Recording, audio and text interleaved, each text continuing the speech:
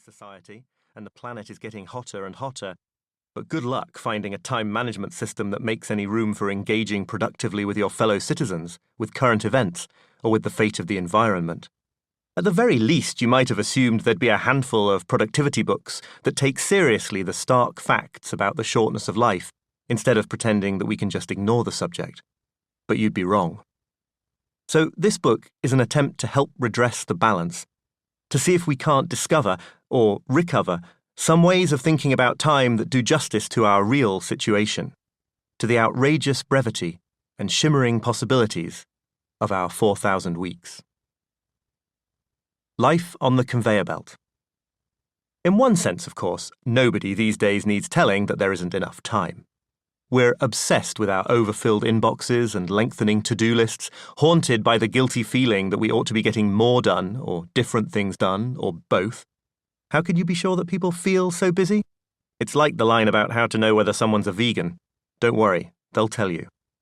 Surveys reliably show that we feel more pressed for time than ever before, yet in 2013, research by a team of Dutch academics raised the amusing possibility that such surveys may understate the scale of the busyness epidemic, because many people feel too busy to participate in surveys.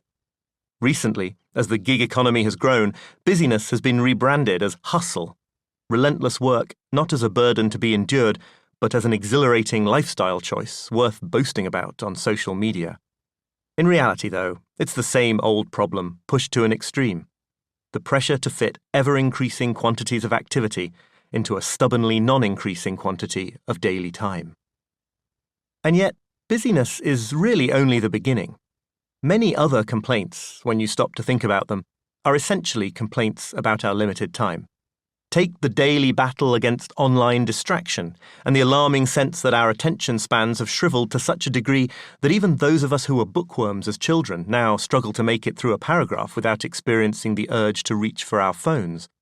What makes this so troubling, in the end, is that it represents a failure to make the best use of a small supply of time. You'd feel less self-loathing about wasting a morning on Facebook if the supply of mornings were inexhaustible. Or perhaps your problem isn't being too busy, but insufficiently busy, languishing in a dull job or not employed at all.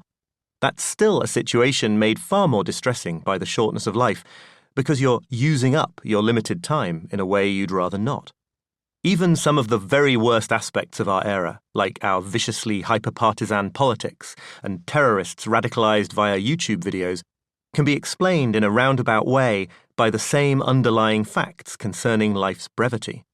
It's because our time and attention are so limited, and therefore valuable, that social media companies are incentivized to grab as much of them as they can by any means necessary, which is why they show users material guaranteed to drive them into a rage, instead of the more boring and accurate stuff.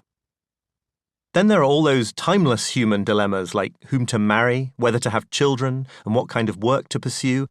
If we had thousands of years in which to live, all those would be far less agonizing, too, since there'd be sufficient time to spend decades trying out each kind of possible existence.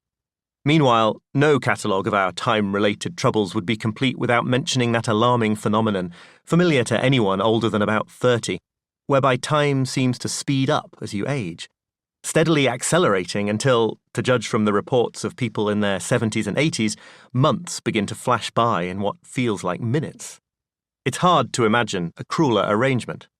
Not only are our 4,000 weeks constantly running out, but the fewer of them we have left, the faster we seem to lose them.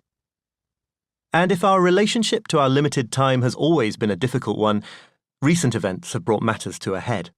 In 2020, in lockdown during the coronavirus pandemic, with our normal routines suspended, many people reported feeling that time was disintegrating completely, giving rise to the disorienting impression that their days were somehow simultaneously racing by and dragging on interminably. Time divided us, even more than it had before. For those with jobs and small children at home, there wasn't enough of it. For those furloughed or unemployed, there was too much. People found themselves working at strange hours, detached from the cycles of daytime and darkness, hunched over glowing laptops at home or risking their lives in hospitals and mail-order warehouses.